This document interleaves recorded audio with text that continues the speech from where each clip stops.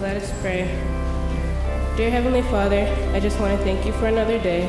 I want to thank you for another chance to wake up, for another chance to eat breakfast, and for another chance to come to church and praise you this morning. Lord, I thank you for bringing us all here safely, and I pray that you will watch over those who are still on their way and those who are not able to make it this morning. Lord, in this upcoming week, as school starts to come to a close, I pray that you will protect us students as we make our way to school on buses, trains, and by means of walking.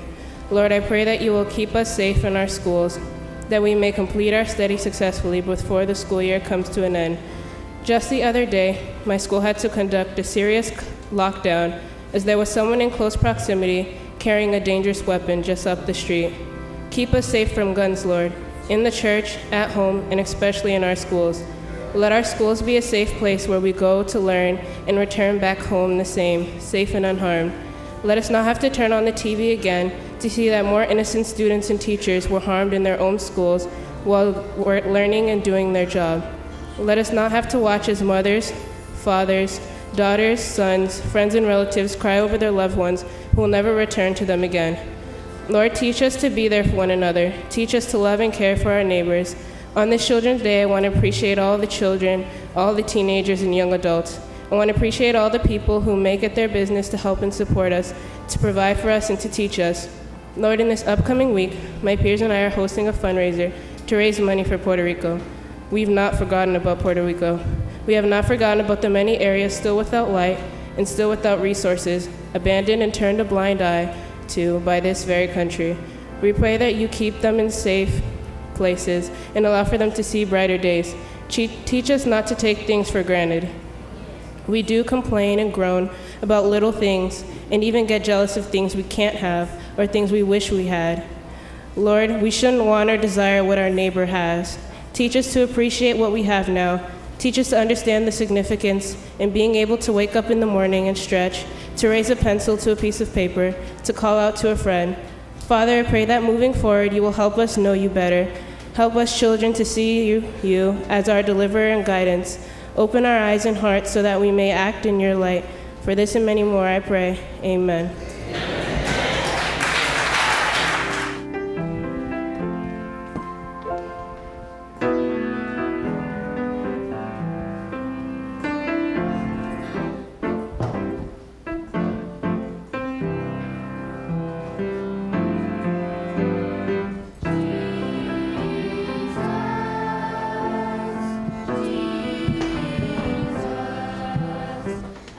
Mention of your name.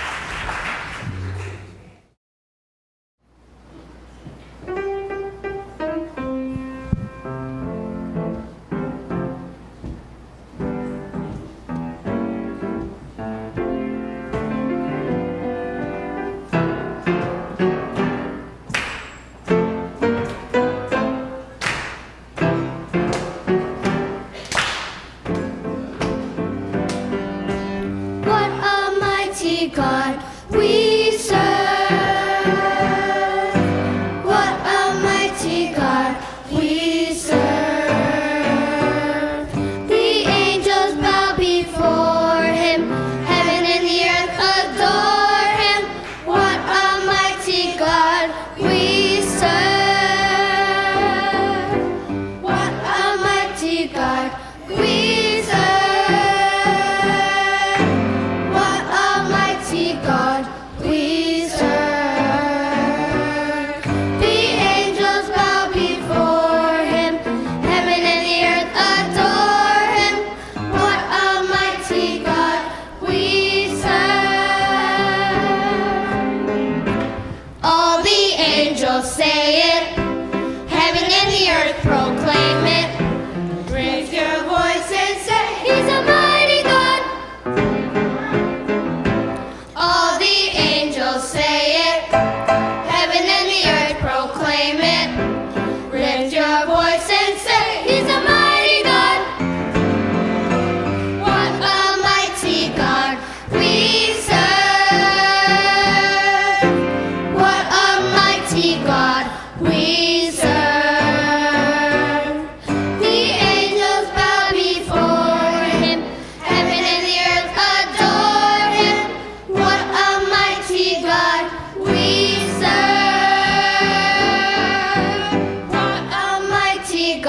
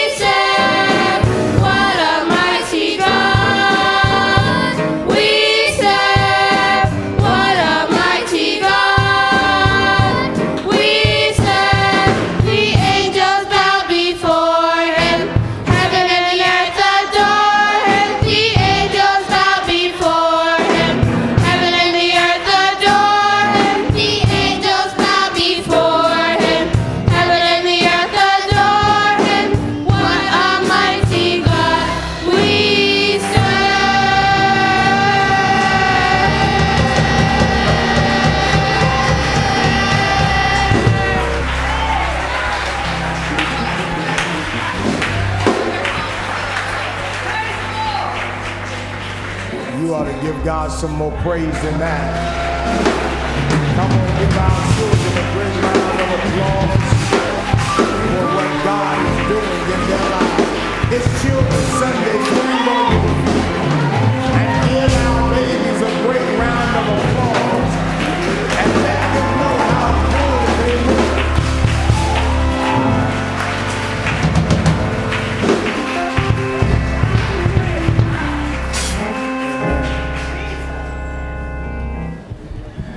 Thank God for each and every one of our young people. They sound good, don't you agree? To Miss Sam Martin, God bless you for your work and your commitment to these young people in ministry. There is a word from the Lord. Amen. There's a song that says, Jesus, Jesus, Jesus,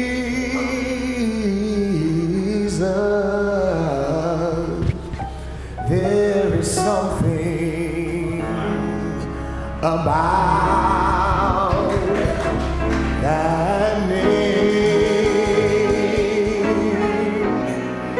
He's my master, he's my savior, he's Jesus,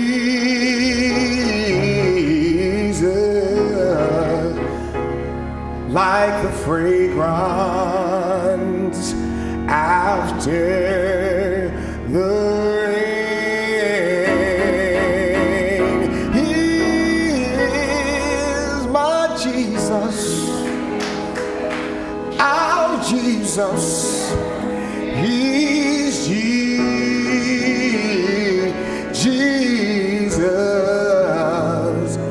Let all heaven and earth proclaim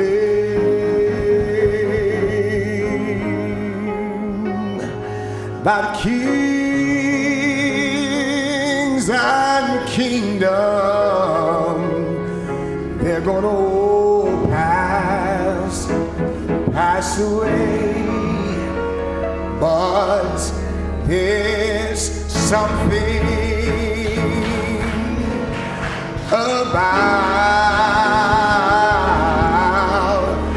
about that name, Jesus. If you know it, help me sing it. Jesus, Jesus,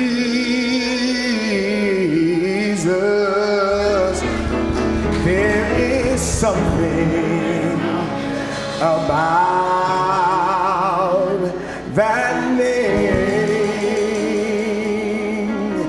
He's my master, he's our savior, he's Jesus,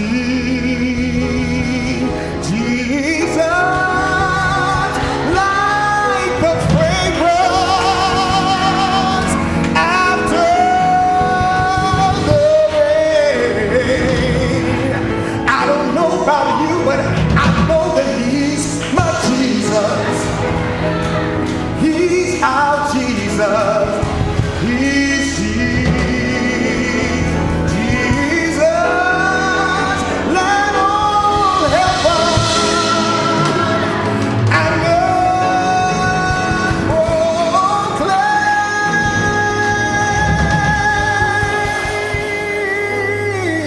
proclaim that kings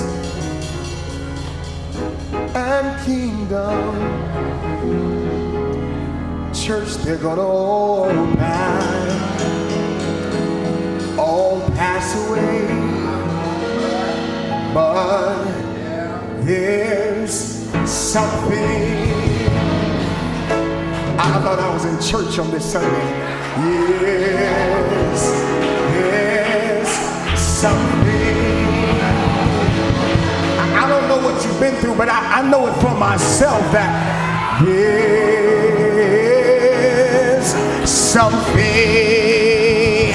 Has he done anything for you that makes you just want to wave your hands or maybe stand on your feet? I can't testify for you, but I know that there's something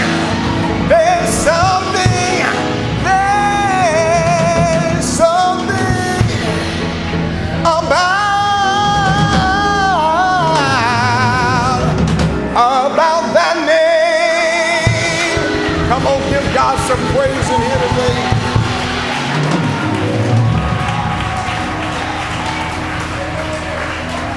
God, we thank you because you're good. And God, we might not be able to put our finger on it every time, but we know that at the name of Jesus, demons begin to tremble. At the name of Jesus, every knee has to bow and every tongue must confess. At the name of Jesus, there's power, there's healing, there's transformation. At the name of Jesus, we come in this day. And so, God, we ask that you bless this preach moment, that you hide your servant behind your cross, that you guide my mind in all of my ways and actions. Decrease all of Willie, O Lord, and increase all of you, so that your people may hear a word from on high. And so our prayer corporately is that the words of our mouths and the meditations of all of our hearts, minds, and souls be acceptable in thine sight. O God, you are our strength, and you're truly our Redeemer. We give you all glory, honor, and praise. In Jesus Christ's name we pray. Let every heart and mind say amen. Amen. If you can just open your Bibles with me to the Gospel according to Matthew. Matthew, and you can locate the 20th chapter. And we'll be reading from a small section that the Lord has placed on my heart, the 29th verse. And if you can stand, as you're standing, just hold your Bibles up and say, this is my Bible, and this is my guide to living. Come on, say it with me. This is my Bible, and this is my guide to living. Matthew, the 20th chapter, and the 29th verse. And if you found it in your iPad or your iPhone or in our pew Bibles, just say amen.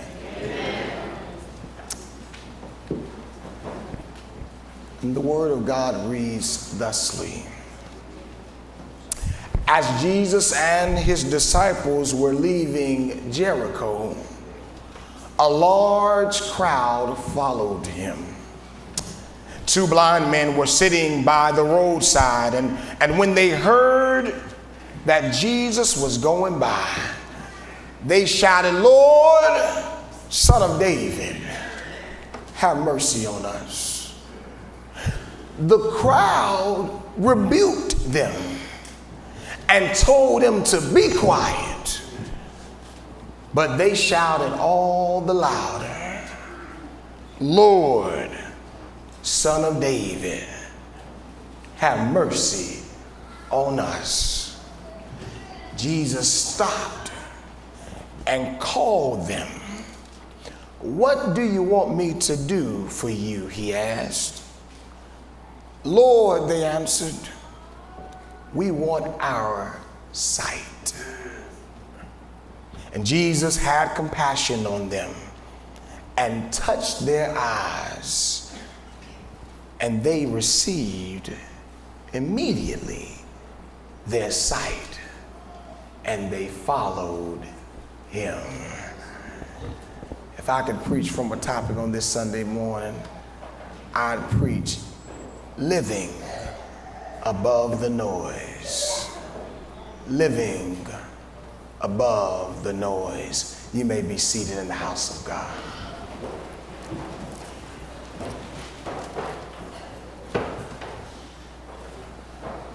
My brothers and sisters, every Children's Sunday, I try to hearken myself back to my younger days.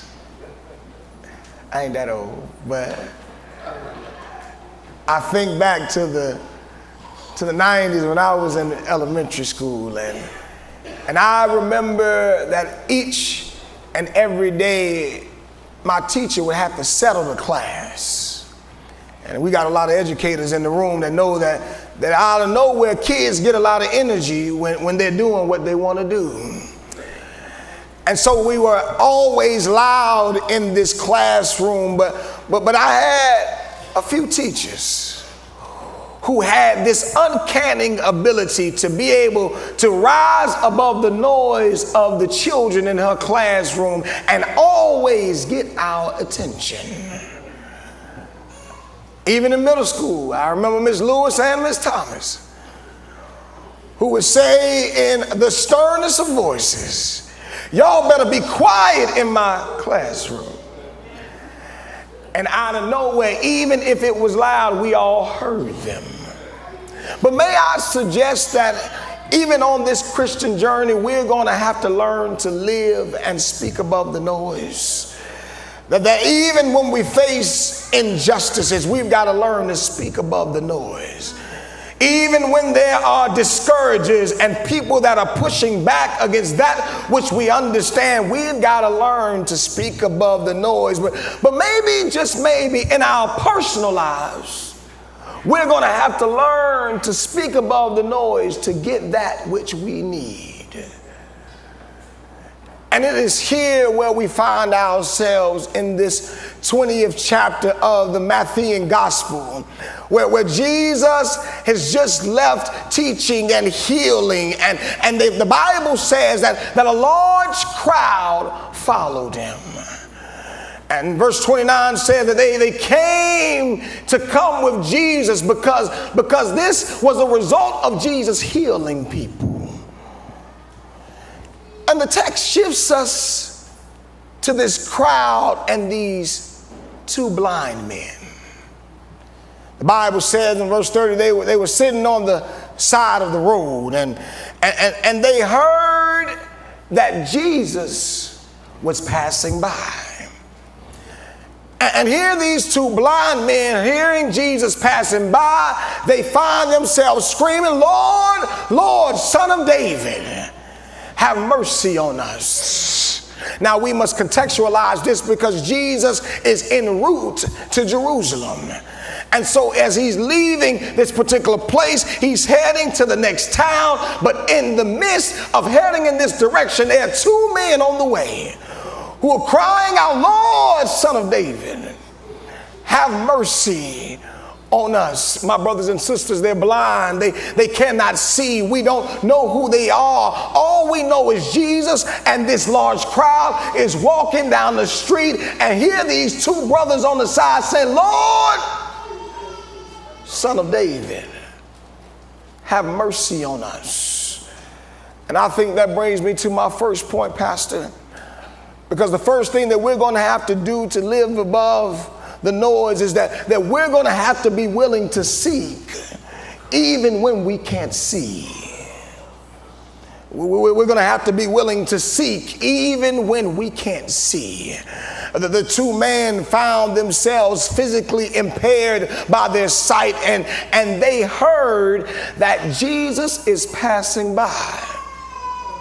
Now, interestingly to me, my brothers and sisters, they never laid their eyes on Jesus. They really don't know what he looked like. They don't have any context.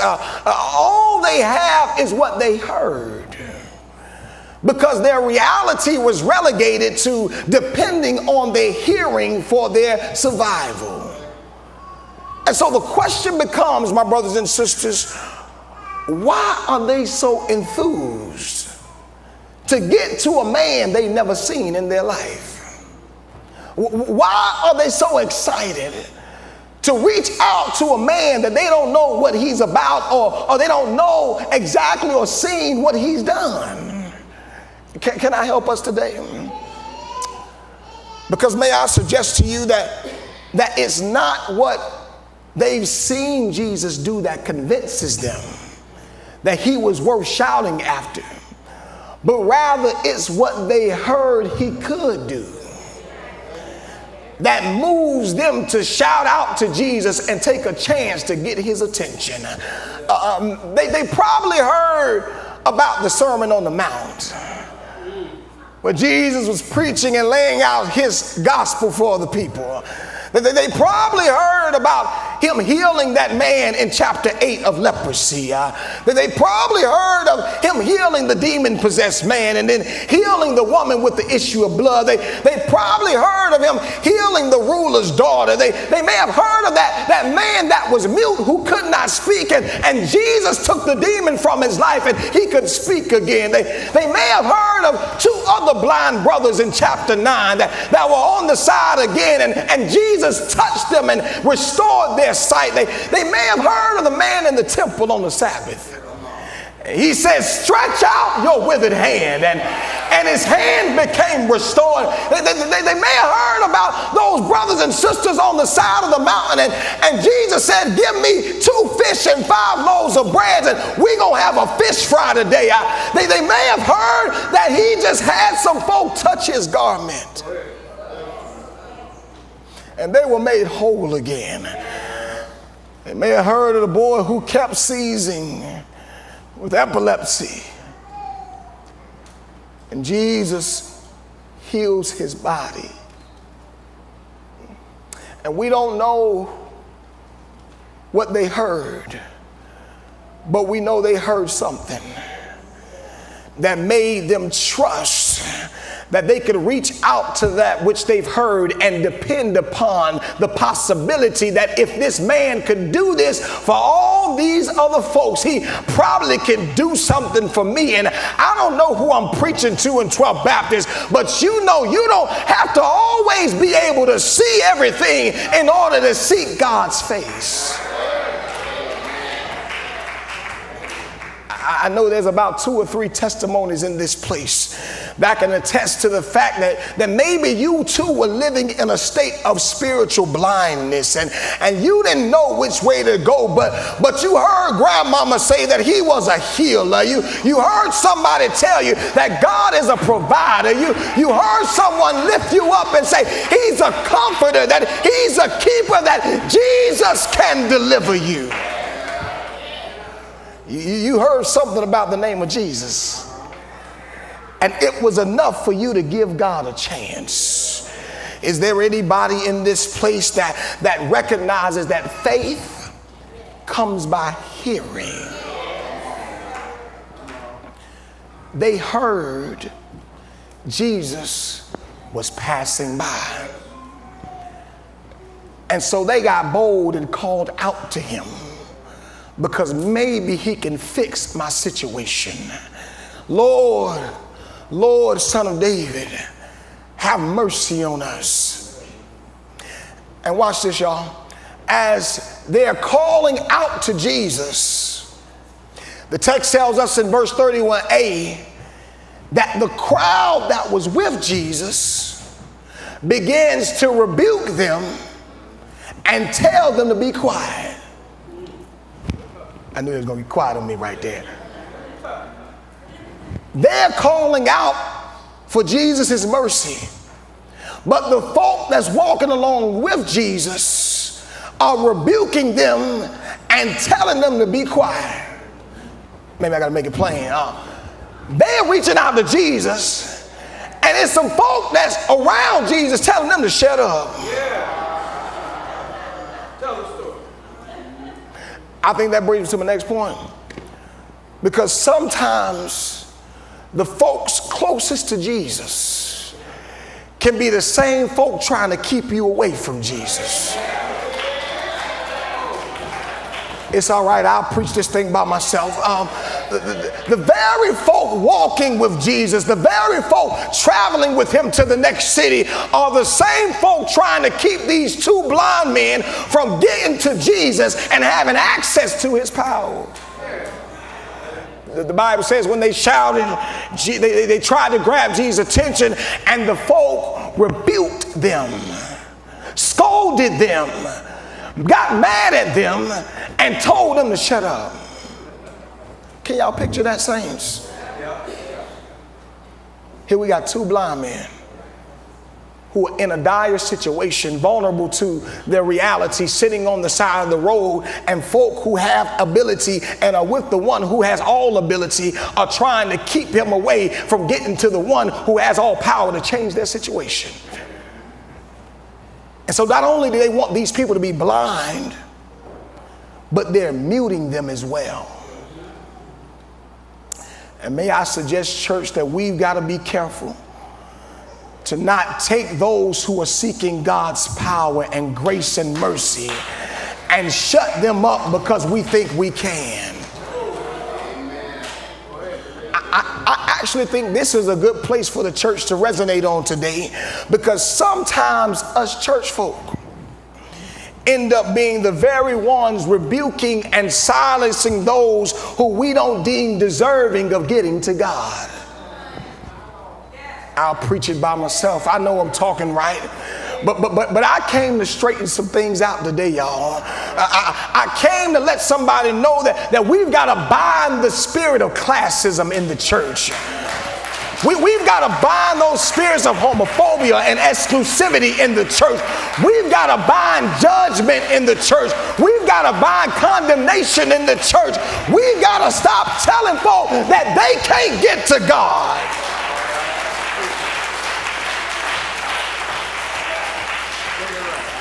Can I tell you the secret though? None of us have exclusive rights to determine who has access to Jesus. I'll try this side, maybe y'all will hear me. None of us have exclusive rights to determine who has access to Jesus. Can I let you in on a secret? If it wasn't for his grace, you wouldn't be here today. If it wasn't for his mercy, you wouldn't be up this morning. If it had not been for God looking beyond your faults and seeing your needs, you would be with the rest of those dead. But for the grace of God, but for the mercy of God, but for the power of God, is there anybody in 12th Baptist that can give him the praise, because you know that God is...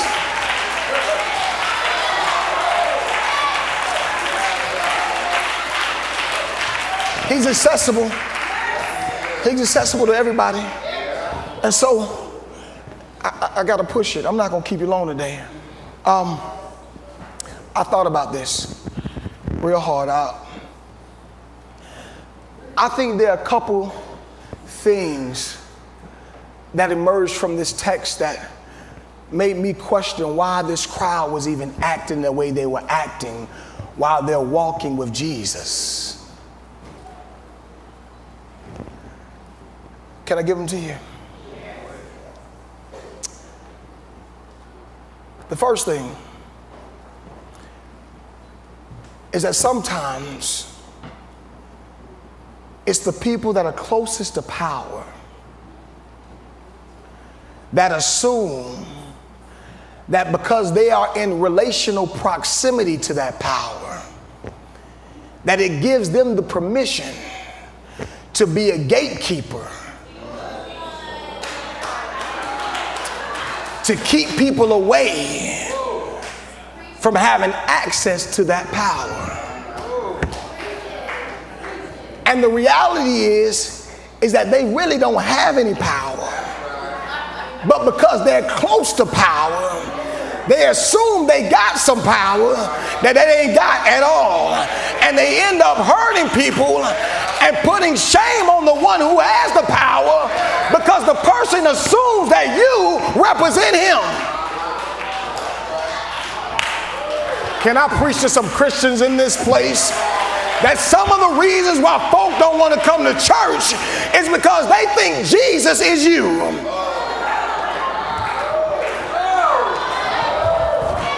I'll preach by myself, don't worry, I'm excited about this one. They think that because the way you act and the way you treat them, you call yourself a Christian, you gotta be like, no. I came to help somebody that Jesus is not us, and that neither one of us have the power to exclude or determine who can come in this church, who can't come in this church, how they come in this church, and how they go out this church. Can I preach to somebody that know that free to all, a healing stream that flows from Calvary's fountain? So proximity confuses perception. And many a times, because we're close, sometimes we assume power we don't have. And so let's put this in church context. Because we're close to the leadership, we think we can tell folk what to do when you ain't got no power in the first place.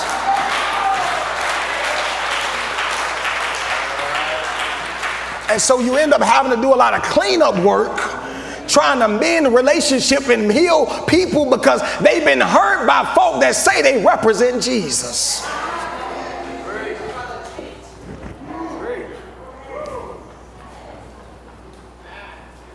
Can I tell you the crazy part about this crowd? It was only one chapter ago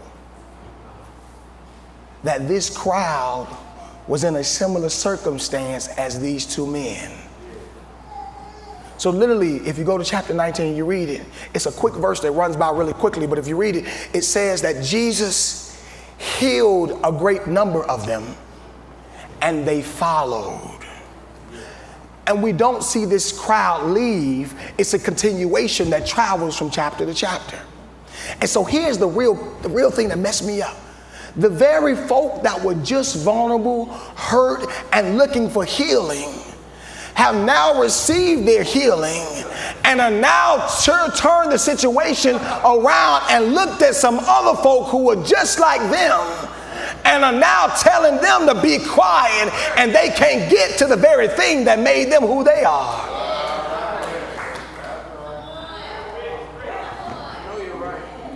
So I had to dig a little deeper. I said, God, what you trying to tell me? He said, Willie, sometimes y'all forget that you too were once just like them. And so when you get cleaned up, you start to get amnesia. That your closet's still full of bones. And if it wasn't for me touching your life, you wouldn't be here acting the way you acting right now.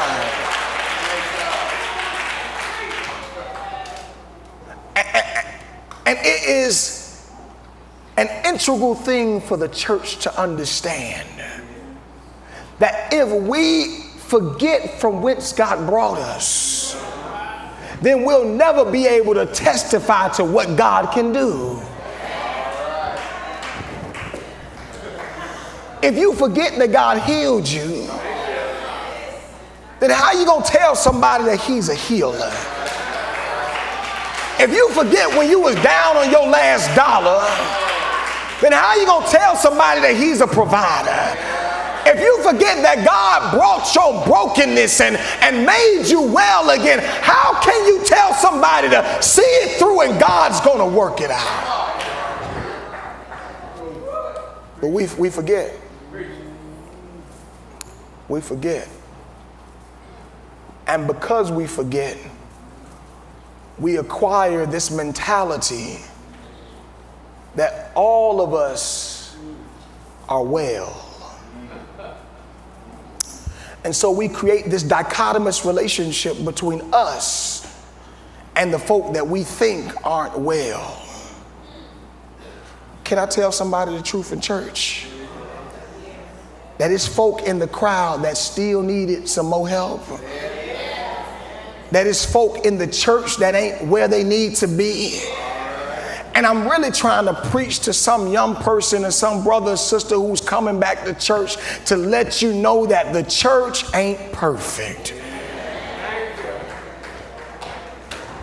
I'm about to shout you right here. Because some of y'all still looking at me crazy. This is why I love this text. And the Bible says that they rebuked them, that they told them to be quiet. But watch your shout. This is your shout. I'm telling you, so you should shout.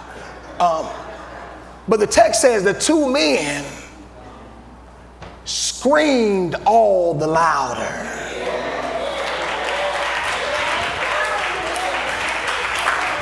I'm going to try that one more time. They told them you can't do that in church. They told you ain't supposed to scream that loud. And they said, I'm going to scream a little bit louder. I'm going to shout a little bit louder. Because here's my third point, because you can't allow anybody to deter you from your deliverance.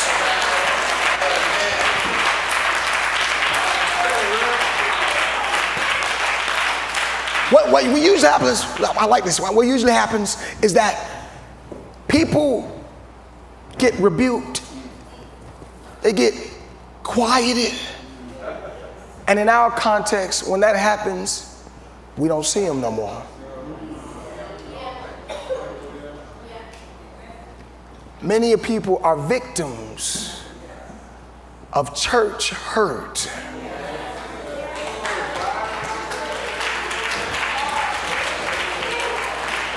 That have no issue with Jesus. It wasn't Christ that hurt them. It was church that hurt them. But I think this is an encourager for those who have found themselves saying, man, I don't mess with them church folk. And, they talk all that stuff. And I don't want to. This is something for you. That when you come against friction in the church, just shout a little louder.